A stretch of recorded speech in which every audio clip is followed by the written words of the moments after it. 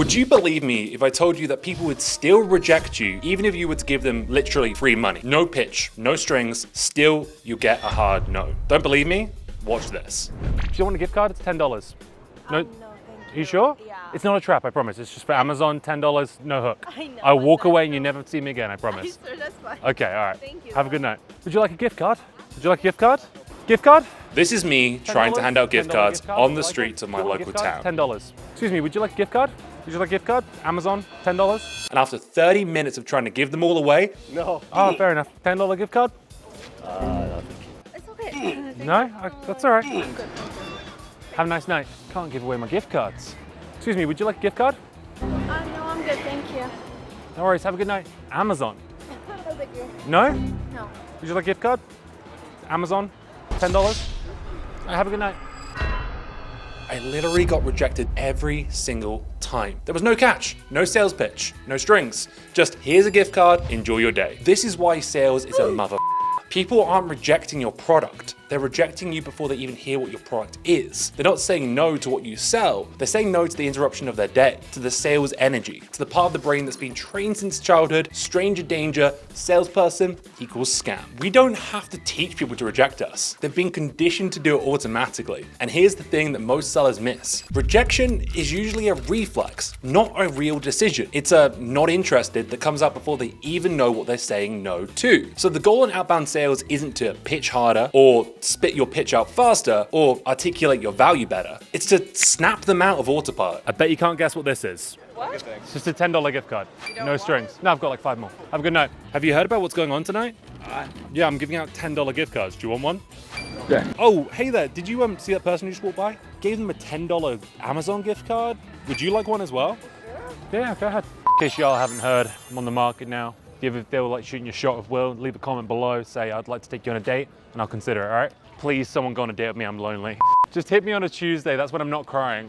I was wondering, I heard someone mention the casino. Do you know which way it is? That way, quite a ways. Awesome, do you want a $10 gift card? Thank you. Thanks for having me out. Break through that rejection reflex and get a real conscious conversation going. So here are 6 ways I've found to do that I've ranked from worst to best. So number 6, novelty. The pattern interrupt that a lot of sales trainers talk about. We tend to notice what doesn't belong. A cat in a dog park, red dot on your white t-shirt. That one sales email that doesn't sound like the 800 others that are clogging up their inbox. That's what novelty is. Something that's just weird enough that your brain goes, wait, what is this? But here's the thing. Most reps mistake random for novel. You send a meme, you write a haiku, you open with, this is a cold call, you have 21.46 seconds to hear what it's about. It can work, but true novelty is extremely rare. And once it's been copied enough, it's just wallpaper. It's a gimmick. Use novelty sparingly, like truffle oil. Too much, and people are gonna gag. Next one, number 5, the ego challenge. Poking the bear.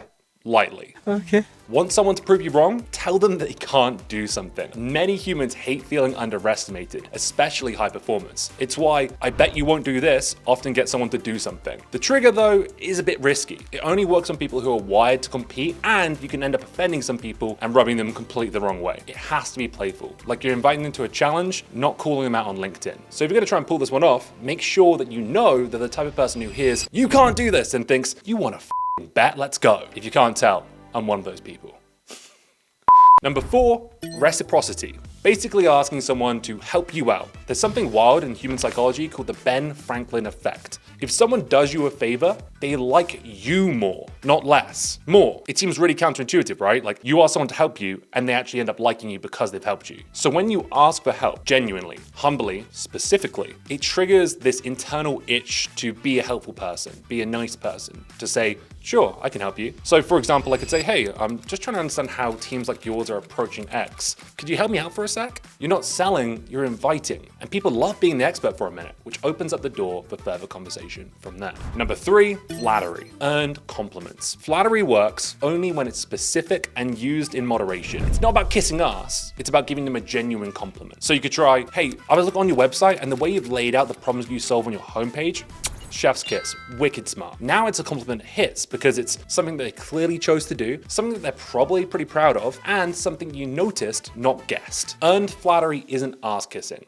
It's recognition for something that's genuinely well done. And being able to comment on something that's well done paints you as someone who has taste. And the second best way to get someone's attention, social proof. People like you trust me. Humans are herd animals. We follow what others like us are doing because it feels safe. We crave inclusion and fear exclusion. Like, if you've ever had one of those door-to-door sales reps knock on your door, they often end up saying something like, hey, I chatted to Dave and Barb across the street, even if chatted was just Dave saying, fuck off and don't knock on our door again. In business sales, it's, hey, I work with a bunch of founders, just like yourself, who've hit the same wall scaling content. Do you want to see how they're handling it? Now it's not just you saying you're worth time, it's people like them that they respect a lot more than you because you're a salesperson. Already they're going to give you time because it's far more credible than your opinion, and it creates FOMO. Big difference. And then finally, my number one way to get people's attention and get them leaning into what you're saying is the open loop, the Zeigarnik effect. Humans hate unfinished business. It's why you hit next episode when watching a TV show, even though it's 11:30 p.m. and you really need to go to bed. And/or I'm looking at you. This is the Zeigarnik effect. We need closure. We hate being out of the loop. So when you start a story or open up a mystery but don't finish it, they have to lean in. They have to follow up to learn more. Here's an example. Hey, I saw something on your last post on LinkedIn that made me go, aha, and I really wanted to get your take on it. Second example could be something like, hey, have you